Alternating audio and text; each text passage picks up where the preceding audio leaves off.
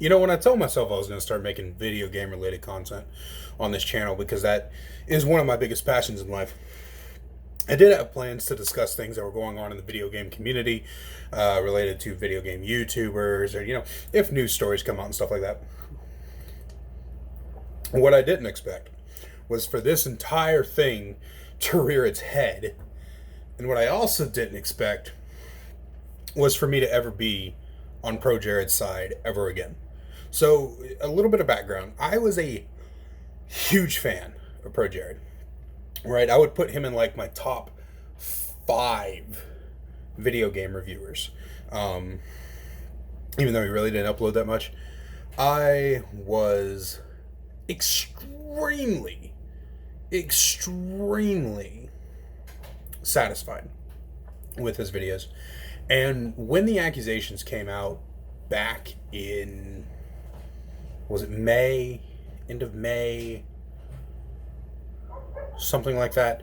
When the accusations came out against him, I tried my hardest to use fan bias to act like, he couldn't have done any of this. But eventually you come to a point where you realize that, there's just too much evidence, right? I like to call it the Bill Cosby effect, right? We all love Bill Cosby. He was such a great, wholesome guy. But there's a little bit too much smoke to be no fire, right? So when the projared situation came out, I was absolutely devastated. I was devastated for his ex-wife Heidi. I was devastated for the minors who he took advantage of.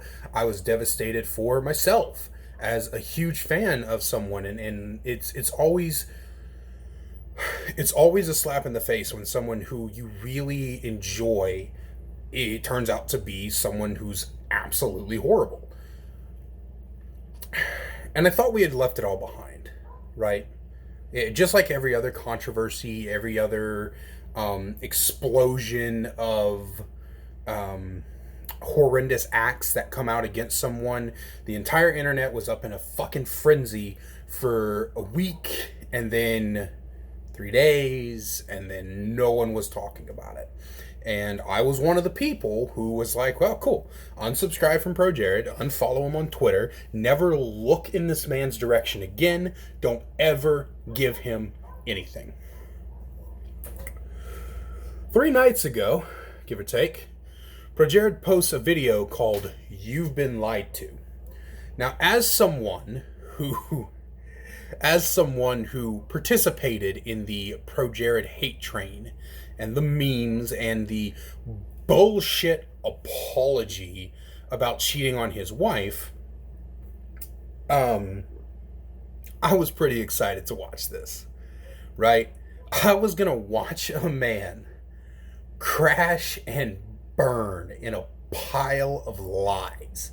I just knew this video was gonna be someone who absolutely bullshits the entire community in an effort to save his career, which was dead. And I was completely wrong. The overwhelming evidence, counterpoints, and logic used by projared in this video, everything falls apart. With the minor accusations, at the very least, that completely has crumbled under its own weight, right?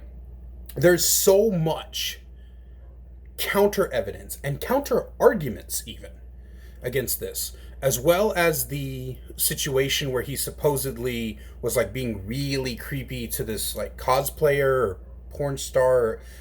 I forget what she was. But even that had a really compelling counter argument to it, right? Like he's never been to a panel that was supposedly suggested he was. 3 out of the 4 people supposedly involved said he never did that. Even if one of those 3 was him, if you just wanted to say, oh, well, he doesn't count, it's still 2 against 1 saying, hey, he's never done this. And the last one who said he's done this kind of has an agenda that you can attach, right?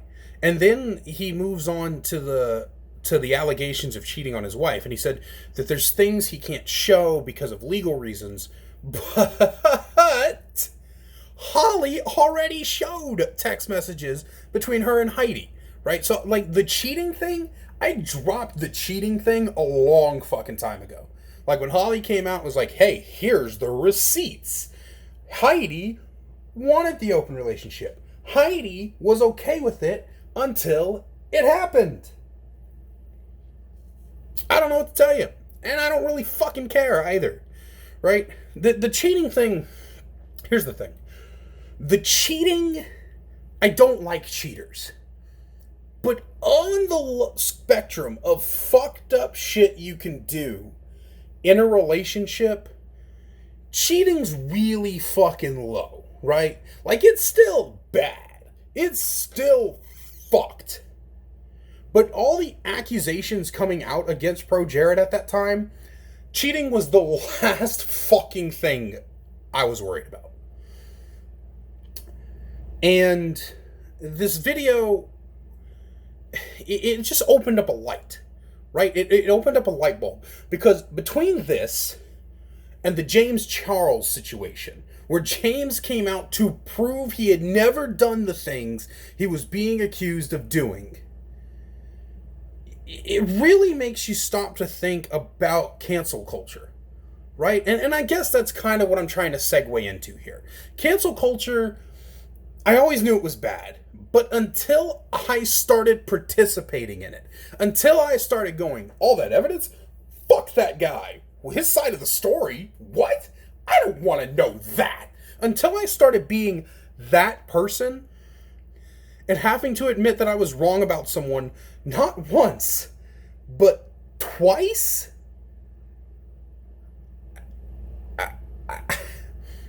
Y'all, I can't help but I gotta admit it. I was dumb. I was part of the mob mentality. And it comes out. I think we should always wait for the other person's story, right? Maybe the other person's story is going to turn out to be complete horseshit, right? Like, it's hard to think of an example now. Bill Cosby, right? Bill Cosby, 60 women came out against him. 60! That's a lot of people. And what was his response? I'd never do that. I'd never do that. I would never do... I can't do a Bill Cosby impression. I apologize. But the point is that I would never do that is not a full counter argument. And I know projared said things like, that doesn't sound like something I would do, but he backed it up with receipts and logic and fucking everything. And that's what people need to remember. Is that when it comes to the projared situation,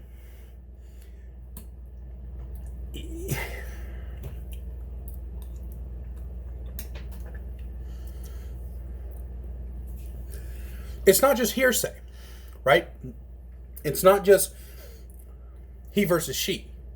It's text messages, Tumblr messages, and I hate using the word so much, but a never-ending thread of logical arguments, right? Logical arguments, like the two of them being the best of friends, basically, and working together. Like the one kid, Chai, who experienced memory loss, hallucinations, mental breakdowns during the supposed time of this happening. And some people have been like, well, he still could have found the messages on Tumblr. Well, then why wasn't he able to provide those messages? You see where I'm getting at here? I guess the main thing, too, I want to talk about is all the people who are against projared, even after this video is dropped, mostly because they haven't watched the full thing, or even watched it at all. But there was one particular person on Twitter, which, when I get some editing software, I'll start making these videos, not phone in a fucking cabinet. What, you think I'm fucking kidding? Like, no, seriously, look, it's just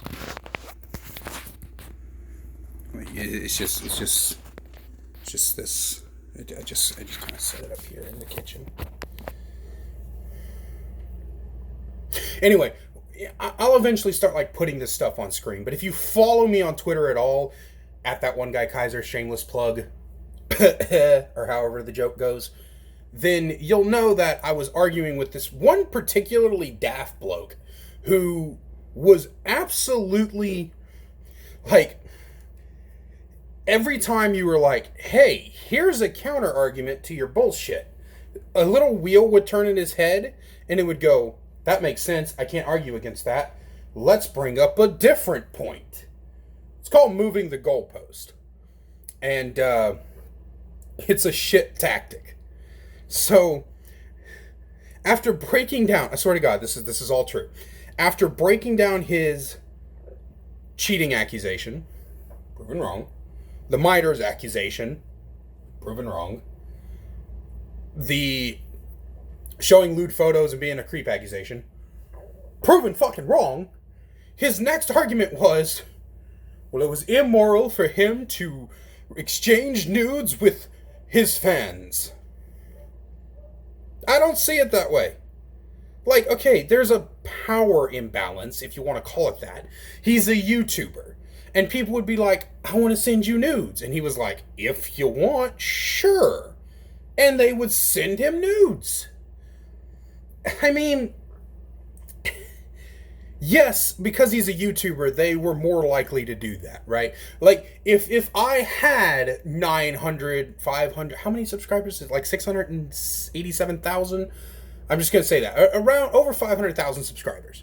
If I had that kind, I might be able to get my way a little bit more with my fans, right? But he didn't do that. He didn't actively seek out fans and be like, yo, let me see them titties, homie. He was like, they were like, can I send you nudes? And he was like, if you want. And then when he carried conversations with these people, and then nudes would be exchanged between consenting adults.